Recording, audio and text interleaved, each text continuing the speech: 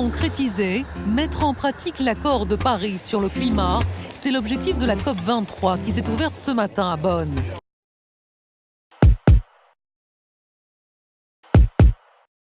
23 déjà ? Oh, me rappelle pas avoir vu passer la 22, dis donc. Ah, je m'étais arrêtée à la COP 21, moi, celle où Hollande avait réussi à sauver la planète. C'était pas vrai alors ? Ils ont dû refaire des nouvelles COP derrière ? Mais l'accord de Paris qui était historique alors ? On a franchi une étape, hein. On était parti pour réautoriser pour 10 ans. La France tient bon sur 3 ans. Les Paradise Papers. What ? Pardon, quoi ? Encore une énorme affaire d'évasion fiscale dans des paradis fiscaux à grande échelle. Bon alors, pour l'instant, pas de Français impliqués, hein, mais c'est pas exclu qu'il y en ait. Plus question de dire que le masculin l'emporte sur le féminin, et encore moins de l'enseigner. Plus de 300 professeurs ont signé une tribune pour signaler qu'ils refusaient désormais cette règle grammaticale, qui n'a selon eux aucun fondement. Nicolas Hulot a donc annoncé hier que la part du nucléaire dans la production d'électricité ne serait pas abaissée à 50% à l'horizon 2025.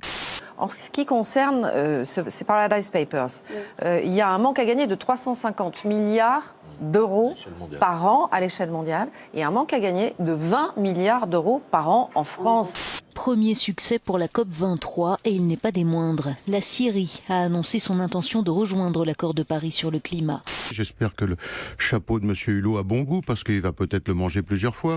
Pour certains pays, c'est une question de vie et de mort, le réchauffement climatique. En Inde, un épais brouillard entoure le palais présidentiel. Résultat d'un épisode de pollution spectaculaire et dangereux qui affecte la capitale New Delhi pour la deuxième journée consécutive. Les adolescentes, les collégiennes ont toutes des histoires de garçons un peu lourds à raconter. Des histoires dont d'ailleurs elles-mêmes ne mesurent pas la gravité. Ce n'est pas des jeux, ce sont des violences sexuelles et c'est des actes de domination. Le café mexicain a perdu plus de la moitié de sa production en 5 ans, menacé de disparition par le changement climatique.